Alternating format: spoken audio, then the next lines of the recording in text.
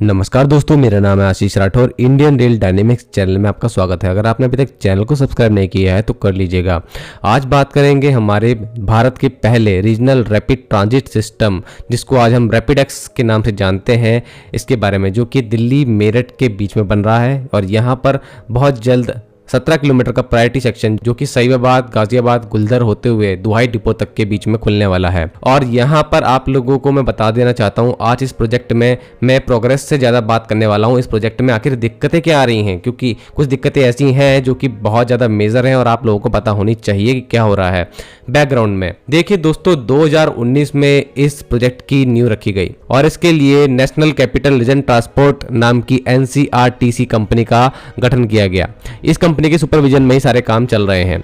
यहाँ पर अभी पहला फेज जो है वो दिल्ली मेरठ RRTS का है, जो कि 82.2 किलोमीटर का होने जा रहा है और ये दिल्ली के सराय काले खां से शुरू होकर मेरठ के मोदीपुरम तक जाएगा। यहाँ पर काम चल रहा है।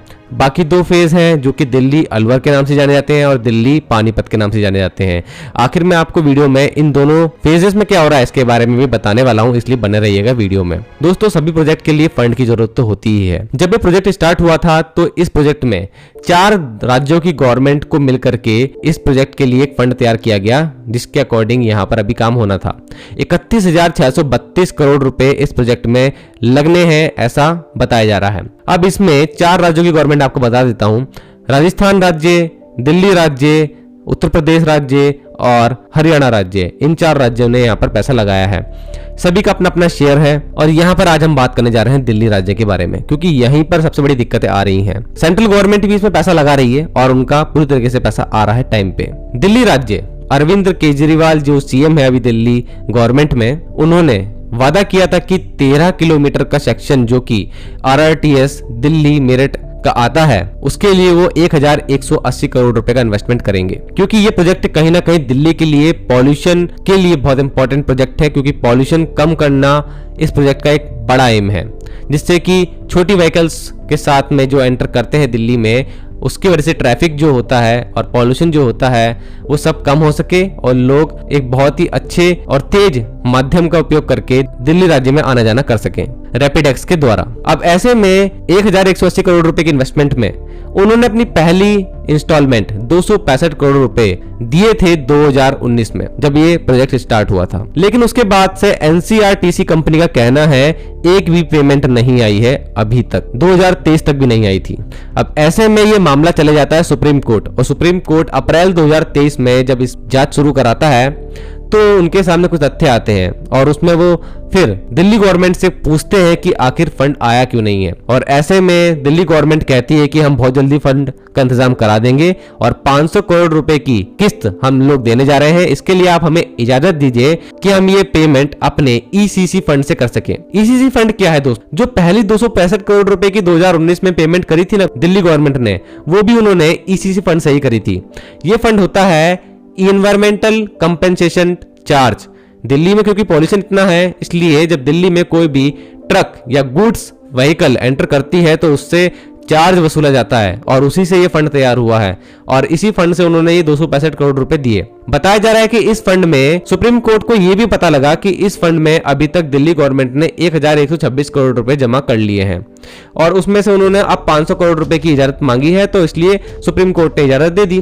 तो 500 करोड़ रुपए की पेमेंट अब हो चुकी थी NCRTC कंपनी को। लेकिन अब क्या होता है? अब मामला दोबारा से सुप्रीम कोर्ट आता है, हाल ही में जुलाई की आपको बात बता रहा हूं। अब यहां पर 415 करोड़ रुपए अभी भी बचते हैं, क्योंकि 265 करोड़ रुपए और 500 करोड़ रुपए आने के बाद 415 करोड़ रुपए 1,180 करोड़ में से बच जाते हैं।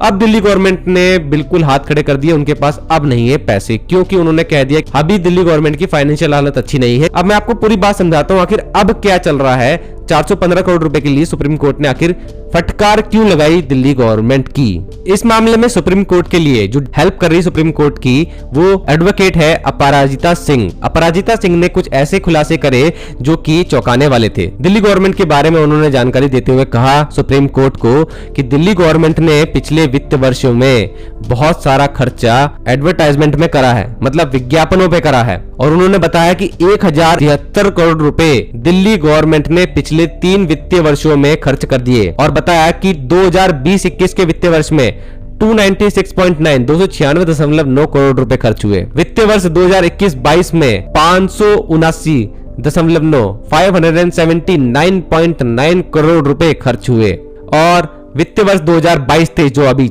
गया है इसमें 196.4 करोड़ रुपए खर्च हुए। ये पूरा खर्चा मिला करके 1073 करोड़ रुपए एडवर्टाइजमेंट में दिल्ली गवर्नमेंट ने खर्च कर दिए। ऐसे में जस्टिस संजय किशन कौल और जस्टिस हिमांशु धुलिया की बेंच ने लताड़ लगाते हुए दिल्ली गवर्नमेंट को कहा कि 2 वीक के अंदर अंदर 415 करोड़ रुपए के लिए इंतजाम करे जाएं, नहीं तो हम आपका एडवर्टाइजमेंट फंड जब्त कर लेंगे। और इसी डर में अब दिल्ली गवर्नमेंट ने कहा है कि वो 2 वीक के अंदर 415 करोड़ रुपए का इंतजाम करने के लिए तैयार है और उन्होंने इजाजत मांगी है कुछ, वो आपको मैं बताता हूं कि उनके वकील ने क्या कहा। अभिषेक मनु सिंघवी जो कि दिल्ली गवर्नमेंट की तरफ से अपीयर हुए थे कोर्ट में, उन्होंने बताया कि केंद्र सरकार की तरफ से रिएम्बर्समेंट जो जीएसटी की नहीं आई है उसका दिक्कत, और जो कोविड-19 की वजह से प्रॉब्लम आई उसके लिए फाइनेंशियल हेल्थ क्राइसिस से गुजर रही है दिल्ली गवर्नमेंट। लेकिन अभी कोर्ट के कहने के बाद में उन्होंने आश्वासन दिया कि अभी दिल्ली गवर्नमेंट बहुत जल्द इस फंड का इंतजाम कर लेगी, लेकिन आप हमको अलाउ करिए कि 415 करोड़ रुपए हम लोग इंस्टॉलमेंट में दे सके, मतलब दिल्ली गवर्नमेंट दे सके। तो ऐसे में कोर्ट ने इस बात को उनकी मान लिया है। लेकिन सुप्रीम कोर्ट ने जो व्यय किया गया था विज्ञापनों पर, उसके फंड को लेकर के जरूर लताड़ लगाई दिल्ली गवर्नमेंट को, क्योंकि ये काफी ज्यादा फंड था और इसके बजाय आप लोग कुछ फंड यहां पर भी एलोकेट कर सकते थे।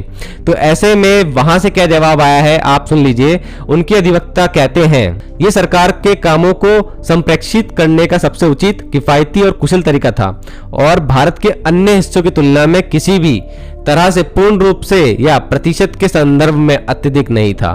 तो उन्होंने कंपैरिजन भी करा कि हम लोग ज्यादा खर्च नहीं कर रहे हैं, जितना और भी लोग खर्च करते हैं अपने स्टेट में उतना ही हम लोग खर्च कर रहे हैं। तो इस तरीके से उन्होंने अपनी दलील दी। तो कुछ इस तरीके से सुनवाई चली। तो अब सुप्रीम कोर्ट ने दिल्ली गवर्नमेंट को सख्त हिदायत दे दी है कि अब जल्द से जल्द उनको ये फंड जमा कराना ही होगा एनसीआरटीसी को, जिससे कि इस कार्य में कोई देरी ना हो और टाइम पर 2025 में ये दिल्ली मेरठ कॉरिडोर जल्द से जल्द खुल जाए आरआरटीएस का। चलिए 2 कॉरिडोर की बात और आपको बताता हूं। अपराजिता सिंह जी ने यह भी जानकारी दी कि पहला फेज तो ये चल ही रहा है, दूसरा फेज था दिल्ली अलवर आरआरटीएस का, उसमें हरियाणा गवर्नमेंट की तरफ से उनके वकील ने भी जवाब दे दिया कि हम लोगों की तरफ से सारा फंड जमा करा दिया गया है। अब जो पेच अटका था वो अटका था सेंट्रल गवर्नमेंट की तरफ कि वो लोग इसको इजाजत देते हैं कि नहीं। तो दोस्तों ये तो मैंने आपको पहले ही बता दिया है, कुछ दिनों पहले ही अभी इस प्रोजेक्ट को हरी झंडी दे दी है सेंट्रल गवर्नमेंट ने और अब ये प्रोजेक्ट पर काम जल्दी ही फिजिकल तौर पर स्टार्ट हो जाएगा। दिल्ली अलवर आरआरटीएस के बारे में अगर आप नहीं जानते तो मेरी इस वीडियो को आप देख सकते हैं। थर्ड प्रोजेक्ट जो था वो दिल्ली पानीपत आरआरटीएस प्रोजेक्ट है दोस्तों। ये भी हरियाणा से और दिल्ली गवर्नमेंट से ही जुड़ा हुआ प्रोजेक्ट है। इसमें हरियाणा गवर्नमेंट ने फंड एलोकेट करने की बात कह दी है, लेकिन अब इसमें बड़ा पेच फंसा हुआ है। जैसे कि सुप्रीम कोर्ट के सामने भी कहा गया कि यहां पर भी दिल्ली गवर्नमेंट ने अब इसको एनओडी नहीं दी है। जब तक दिल्ली गवर्नमेंट इसको इजाजत नहीं देगी तब तक इस पे काम शुरू होने वाला नहीं है। तो दोस्तों ये एक ऐसा फेज है जहां पर दिल्ली गवर्नमेंट के ऊपर ही अब सब कुछ टिका हुआ है। तो आप लोगों का क्या कहना है, दिल्ली गवर्नमेंट क्या सही काम कर रही है इस प्रोजेक्ट को लेकर के? मैं अपनी तरफ से अगर बताऊं तो दोस्तों मेरा पॉइंट ऑफ व्यू ये है कि दिल्ली कोई बहुत बड़ा स्टेट नहीं है, जैसे उत्तर प्रदेश या फिर हरियाणा या फिर राजस्थान से अगर कंपेयर करा जाए तो उसके लिए एडवर्टाइजमेंट में 1073 करोड़ रुपए का खर्चा बहुत ज्यादा हो जाता है। अगर दिल्ली गवर्नमेंट इस काम में ढंग से पैसा लगाएगी तो उसको बहुत बड़ी प्रॉब्लम जो है दिल्ली में ट्रैफिक की और पॉल्यूशन की, उसमें काफी ज्यादा कमी लाने में मदद भी मिलेगी। तो दिल्ली गवर्नमेंट को काफी ज्यादा अभी इस चीज का सोचना चाहिए कि वो क्या कर रहे हैं और क्या नहीं, क्योंकि दिल्ली हमारे देश की कैपिटल है और यहाँ पर कुछ इस तरीके के काम अगर होंगे तो दूसरे स्टेट्स में हम क्या ही सोच सकते हैं। तो दोस्तों जरूर से बताना अपने विचारों को इस प्रोजेक्ट को लेकर के। आज के लिए इतना ही। वंदे मातरम। भारत माता की जय।